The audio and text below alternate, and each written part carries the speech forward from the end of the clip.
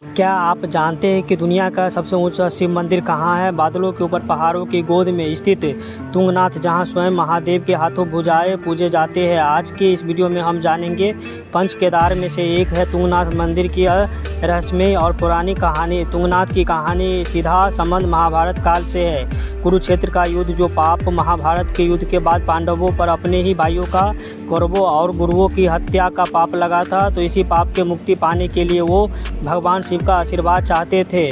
शिव का छिपना। भगवान शिव पांडवों से रुष्ट थे क्योंकि वो युद्ध के विनाश के खुश नहीं थे। पांडवों को आता देख शिवजी बैल नंदी का रूप धारण किया और हिमालय की वादियों में छुप गए। भीम की चतुराई। जब पांडव केदारनाथ पहुँचे तो भीम की भगवान शिव को पहचान लिया, जिसे भीम के उन्हें पकड़ने की कोशिश की तो भगवान शिव धरती में समा गए। पंच केदार की उत्पत्ति। धरती में समाने के बाद शिवजी शरीर के 5 हिस्सों अलग अलग स्थानों पर प्रकट हुए, जिन्हें पंच केदार कहा जाता है। केदारनाथ बैल का कुबर है, तुंगनाथ भगवान की भुजाएं है। वहीं पे हम बात करते हैं मध्य महेश्वर, जो नाभि है। रुद्रनाथ मुख्य है। कल्पेश्वर जटाएं है। महत्व। कहा जाता है कि पांडवों ने इस भव्य मंदिर का निर्माण करवाया था ताकि वो महादेव की स्तुति कर सके और अपने पापों की मुक्ति पा सके। ऊंचाई। यह मंदिर के समुद्र तल से लगभग 3680 मीटर 12073 फीट की ऊंचाई पर स्थित है।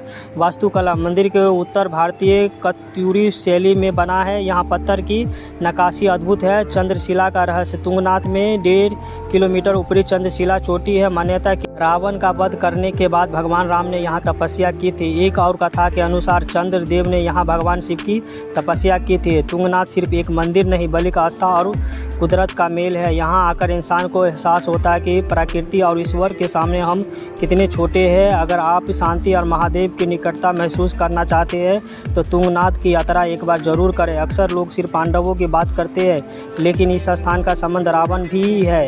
रावण की तपस्या। लोक कथाओं के अनुसार लंकापति रावण ने भगवान की शिव प्रसन्न करने के लिए इसी पर्वत पर तपस्या की थी। राम का प्रायश्चित। रावण का वध करने के बाद भगवान राम के ब्रह्म हत्या का दोष लगा था। मान्यता है कि उन्होंने भी इसी क्षेत्र का चंद्रशिला चोटी पर आकर भगवान शिव की आराधना की थी। एक यह बहुत ही अनोखी परंपरा है कि जिस आप वीडियो में देख सकते हैं, जो सर्दियों में जब भारी बर्फबारी होती है तो तुंगनाथ मंदिर के कपाट बंद कर दिए जाते। भगवान की उत्सव मूर्तियों के नीचे मठ गांव में लाया जाता है। सर्दियों में 6 महीने महादेव की पूजा वहीं होती है। इसे तुंगनाथ का शीतकालीन निवास कहा जाता है। तुंगनाथ मंदिर के पास एक छोटा सा जल स्रोत है, जिसे आकाश गंगा कहा जाता है। मंदिर के अभिषेक के लिए इसी पवित्र जल का उपयोग किया जाता है। यात्री इस जल के अमृत समान मानते हैं। चोपता। भारत का यह स्विट्जरलैंड कहा जाता है जो घूमने के लिए।